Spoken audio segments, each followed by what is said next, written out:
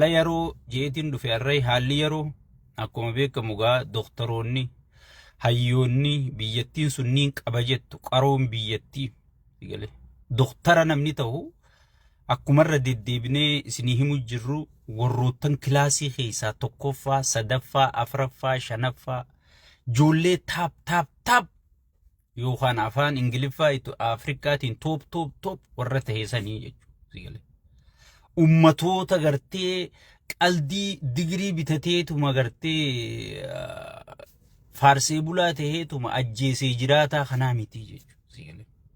Ajjeesi yoo jaaniin ajjeesu, hidhi yoo jaaniin hidhu, dhabamsiisi yoo jaaniin dhabamsiisu, wallaalaa garaa isaatiif jiraatu kanaa miti jechuudha.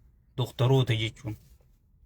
Doktoroota jechuun nama safaataa miti. Namoota gartee barumsaan sadarkarra gaheetu doktara medical doktarii brain surgery gartee warroottan qaama namaa kana facaasee walitti deebisuu danda'u hayyoota gurguddaatu gaafii gaafatu jira jechuudha. Maaliif hayyoonni kun waan dadhabduu sana gaafii gaafata yoo jaan waan mootummaa jaaniitu isiidha waan kana malee waan gaafatu hin qabu. Bakka nama dhaban muka dhaabanii jette Oromoon.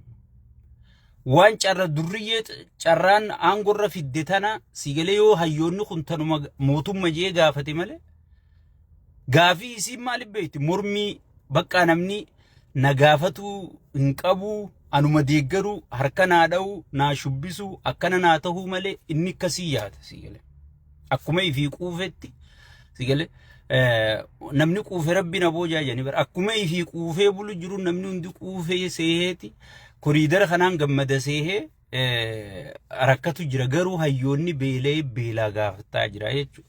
So gaafii hayyoota kanaatii fi itti aansuudhaan gaafii barsiisota warra hayyoota kana qaree dhaloota ijaaree sigale aduu keessa gartee dhaabbatee osoon garaasaan guuttatin osoon nyaatee quufeen beekin osoon firaasha gaarirra rafin baadiyyaaf magaalaa keessa deemee doktoroota kana oomishe barsiisotaa jechuudha. Wanni sirni kun irratti xiyyeeffate waa lamaan kanaa jechuudha. Caccabsuu, gabbuusuu, balleessuu, fedhii isaaniitii ala gartee waan isaan hin feene irra fe'ee gartee isaan kana rakkisuu maaliif barbaachise hajuutti dhufnaa jechuudha. Barsiisota jechuudha. Sirni kun dursa maaliif kana xiyyeeffatee osoon hin seenin sirni kun maal hojjechuu jira? Eenyu badhaasu jira? Eenyuuf ta'u jira? Hattuu, saamtuu, gantuu warra garaaf jiraatu qofa ijaarrachuu jira jechuudha. Warra dhalaa albeergoo geessee 300 barreessaaf jee miliyoona 300 barreessuuf sirni kun sirna gartee warra kana utubee ijaaree deemuuni jechuudha. Sirna gartee ummata baalagee godhuu barbaadu, sirna ummata gartee duubatti hambisuu barbaadu, zinaa bal'isuu barbaadu, farshoo bal'isuu barbaadu, seer dhablummaa sirna bal'isuu barbaadu jechuudha. Malee sirna gartee dhaabbata fayyaa, dhaabbata barnootaa kana ijaaree gartee wanna godhuu barbaadu miti. Maaliif akkasi sirni sirna durriyyeetii jechuudha. Sirni sirna durriyyee waan taateef waan kana godhuu hin barbaadu jechuudha. Yeroo sin qabu jechuudha. Kanati asii gaafii buddeenaa gaafattu inni xiyyitii bita, dirooyinii bita. So eegaa sirna kana laallee booda ummata keenyaaf irra dhaamsa dhaamuu dhufee jechuudha. Ummanni keenya dhaabbatee ilaaluu qaba. Yoo fayyaan qabaanne ilmoo fayyaa qabdu dhaluu hin dandeessu. Yoo dhaltee lafaa qabaatte ilmoon tee dhukkubsattee ilmoo nagayaa ilmoo helzii ilmoo gartee fayyaa taatee sii barattu tahuu hin dandeessu jechuudha. Without doctor. Doktoraan alatti. Dabarsiitii Yogi ilmoon tee nyaatee dhuydee ilmoo fayyaa taatee doktarri si haakime barumsa si barbaachisaa jechuudha. Barsiisaan gartee dhaloota utubee biyya gartee wallaala keessaa baasee biyya ijaaru ifiifuu jiraachuu dadhabee ifiifuu if ijaaruu dadhabee ifiifuu nyaatee dhuguu dadhabee ifiifuu rafee buluu dadhabeeti sigale qiyaamaa keessa jira jechuudha. Namni yoo sammuun isaa nagaa qabaate namni bireen saarjarii godhu namni garaa nama baqaysee opereeshinii nama godhu sigale boqonnaa qabaachuu qaba ifiifuu sammuun isaa gartee hujii isaa qofarra fokus godhu qabdii ifiifuu sigale barsiisaa garaan beela akkamit dhaabbatee waa kataba doktara garaan beela akkamit dhaabbatee nama baqaysa so hawaasni doktara hin qabne hawaasni barsiisaa hin qabne sigale nama ija hin qabne jechuudha. Dukkana keessa namni gaayit godhee si baasu barsiisaadha. Gaafa dhukkubsatte gartee kasi wallaanee nama si godhee gartee nama si deebisu rabbii gaditti doktaraa jechuudha. Sigale doktaraa jechuudha. Sirni durriyyee kun kashlabbeen hattuu biiroo guuttate hattuu kasaa biiroo guuttate kan inni irratti xiyyeeffatee miidhuu barbaadu undermindii godhuu barbaadu tuffachiisuu barbaadu hayyoota kanaa fi warra hayyoota oomishu kanaa jechuudha. So ummanni keenya yoo doofummaa keessatti hafuu barbaade malee yoo dhukkubsatte keessatti hafuu barbaade malee waan takkaan isinii maa dhageeffadhaa ummanni keenya waan hin dogoggorre kaadireenii fi ilmaan isii biyya ala barsiifachaa jirti. Manni barnootaa qulqullina qabaate dhiisee dhimma isaaniitii miti. Ifi yoo qufaan isaan qabe kuun Ameerika jiran. Amma qaallittiin Adaaneech dhukkubsattee du'a jirti eeysi jirti Ameerika jirti kun as raajister kana jirti. Mana hakimaa guddaa Minnesota. Sigale. Ifi asii wallaanamti. Dooktarri biyyaa beelawee barsiisaan biyyaa dheebote dhimma isaaniitii miti jechuudha. Kan du'arra murteessan isini yeroo hundaan numaan dubbadha. Milishaan biyyattii kan du'arra murteessan si poolisni biyyattii kan du'arra murteessan si kan wallaansa dhorkatan ilmootee barumsa dhorkatan si ilmoon kaadireedhaa hundi biyya alaa tana jirti. Ifi yoo dhukkubsatan biyya alaa kana wallaanaman isaan tanaafi doktaroota san tuffatan irran kaayyan ifiifuutti amanuu dhabaniiti biyya alaa tana dhufanii jechuudha. Sigale ifiifuu itti amanuu dhabanii biyya alaa tana dhufan qaallittiin Adaaneech jirtiin siin jebo. Amma Finfinnee keessaa doktarri wanta gaafachuu jiraami isiin doktara Finfinnee keessa jiru san dhiifteeti kunoo raajister kana jirti mana hakimaa jirti. Sigale so ifi gartee baay'ata keetiin gibira ati kafaltuun taaskee ati kafaltuun waan guyyaa dheeraa gartee muka si khaanis irraa guuraa oolaniini biyya alaa jiranii jechuudha. Ummatoota guutuu isinirratti du'a murteessu jiran.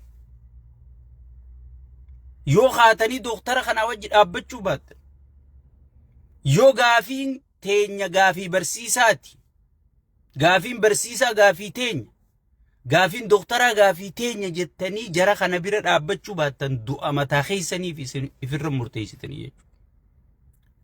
Ani isinumaafiin iyya isinumaafiin maas itti dhufuu teessan ammaas. Sigale kaadireen ilmaan isaanii yaafatte ifi wallaanamtu biyya ala wallaanamti. Khachii kiniina tokkochiin bitatan. Yoo Ameerika irraa dhaban Dubaay irraa bitatanii jechuudha.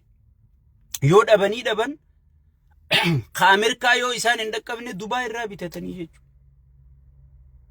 Sigale dhaabbatatti namanne mindaa isinii da'anii fi akka namattuun lakkaawan akka hayyuutti lakkaawan garuu kan du'arra murteessan sihi jechuudha. Ka ka'ee jara kanaa wajji dhaabbachuu qabu. Ka jara kanaa wajji falmachuu qabu. Sihi jechuudha.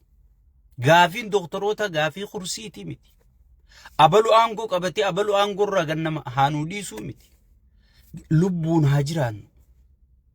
Addunyaa tamitan gaaza liitira tokko qarshii 100 fi diidamii lama gootee jireenya qaaleysaa mindaan daballe addunyaa tamiyoo Itoophiyaa taate malee. Hay. Wanni ati bittu ol deemti, wanni sii kafalamu gad deemti. Wal falla. Humni kudhan amma laaqanaa usin nyaachisu mindaan gartee doktara tokko kuma kudhan kuma sagal oggii jan. Bar khaadireen bar kuma kudhan TPU'n keeysu bar qaaniidha khaadiree biratti. Wallaala digirii bitatee qaallichi kun biiroo guurratee bira taa'u kana namaan ficcisiisu gowwajjees kana sigale kuma 20 bar TP khaayee deema bar kopheen inni uffatee deemu kuma 50 kuma 60 bar kofoon inni khaayyatee deemu bar doktarri bar jiruusaa osoo dalagee ijattin arku bar sigale jiruusaa osoo dalagee ijattin arku soo saniifu doktarri kun yoo ifii jiraate si jiraachisa. Barsiisaa yoo ifii jiraate gartee ilmaan keessii barsiisee dukkana keessaa wallaala keessaa si baasa. Kanneen waan gartee faayidaa barnootaa beekuu miti. Gowwaan quufe gartee rabbiin abooja waa takka gartee warra quufe. Warra sammuun coomte. Warra yoo ati gaafii gaafatte nu mormi taasiin jiru nu mafaarsi malee akkami gaafii nu gaafatta sigale wal gahiidha jaanii oggii namni gartee dhimma keenya kana dubbachuu deeman jaanii dhaqan isaan maal si garsiisan dirgin billicii kana si garsiisan jechuu karaa saayikilarra oofanfa ummanni way magaalaa nu jaaraa jeeni sirna nu jaara jeen malee sirna fayyaa khabarnoota kagartee barsiisaan galii gaarii irraa arkatu barataan itti gammadu doktarri galii gaarii irraa arkatu dhukkubsataan itti fayyu sirna kanaa kana nu jaara jeen malee way magaalaa billicii sanuu biliciin sun bara halkan malee jirtu guyyaan jirtu siin jaan amma biliciin finfinnee faarsee bulaan akkatti haasee dhaabutun siin jaan hagaaduun dhiituun jirtu jaan irraa dhaamsanii bira ta'an akka TV gartee mi rimootaan dhaamsitu dhaamsanii bira ta'anii oggii dukkanti dhufte qabsiisi jaajan namichi maraataan kun 4 kiiloo dawwaleeti amma qabsiisaa lafti dukkanaa jaajan sigel billi tun finfinnee miti tun Awurooppaa miti tun Kanaadaa miti tun Dubaayii miti jafaarsee bulaan gujjalata ummanni yoon billichi akka Dubaayii nuu fidaa jee ekonoomii akka Dubaayii nuu fida jechaa jira malee ekonoomii akka gartee Kanaadaa nuu fida akka New York nuu fida sigale galii akka Kanaadaan arkatutti akka New York arkatutti akka Dubaay arkatutti galii haa arkannu jechaa jira malee ifaa billichi bakka galii isinii fiduu dadhabee ifaa isinii fidee maan jenneen firraa dhugaatti sosaniifu ummanni keenya doktaroota wajji dhaabbachuu qabdu namichi kun baacaa jira biitii Itoophiyaadha harka 12 guddattee jirtii jaa sigale biyya gartee guddinni ekonoomii gabaafamu amma deengadda bunuma qofarraa kaleessa ibsa isaan baasan gartanii buna qofarraa biliyeena meeqa arkanne jedhan sigale biyya ekonomiin galiin gartee akkanatti ol kaatee faarfamtu kan gartee barsiisaa fi doktarri keessatti gartee mindaa dhabanii boohaa jiran Itoophiyaa malee jirti sigale sigale saniifu ummanni keenya kaati gartee doktorootaa fi wanni wajji dhaabbadha itti aansuudhaan warroottan amma hayyoonni keenya waliin dhaabbannaan hayyoonni keenya wal jala deemnaan wal dhageeffannaan akkamitti dheengadda fakkeenyaaf amma Taayyee fi Jaawarfaa wal dhageeffannaan awwaan kana December 2024 barreessee ture jarri kun akka tokko nuu ta'u marroo fi Jaawarii fi Lammaa fi hayyoonni Oromoo kun akka bakka takka deebu ilkeen ta bakka takka jirtu waaciniina sigale namni mari'ate namni akkam taana jee akka ta'uun dhabu jeetina amma dura barreessee ture jechuudha waan sad screenshot illee godhe isinii post godhe sigale waltahuun jara kanaa si gammachiisu qabdi moo si lolchiisu qabdi خليسا قرسن ونجي متركشون ونجي Aboo nama kaleessa misaa'ila walit darbaa ture. Geetaachoo Raddaa kun Abiyyi maal jechaa ture? Kamma Abiyyi farshootti kennee gartee jaallan isaa kan deengadda wajjin biyyee gaara Tigraay keessa nyaataa turan kanarratti ibsa baasisiisu kun maal jechaa ture? Ameerikaan kaleessa pirezidaantii Siiriyaa haaraa kana Doonaald Tiraamp Suudi Arabiyaa dhaqee walii mari'atee nama qixa heejabaan garreeyeen Tiraamp miliyoona 5 kafaltee barbaachisaa turte nama sana. Sigale. Bar jarri kun yaadumarra wal dhabe wal afaanumaa wal arrabse malee Jaawarii fi Taayyee idduutti mee eenyu sigale. Girrisan unjee maarenu kijibdu keeysi keebilzi kennaadha nuti si beeyna. Girrisaa miti waan fedhe asiin jiru.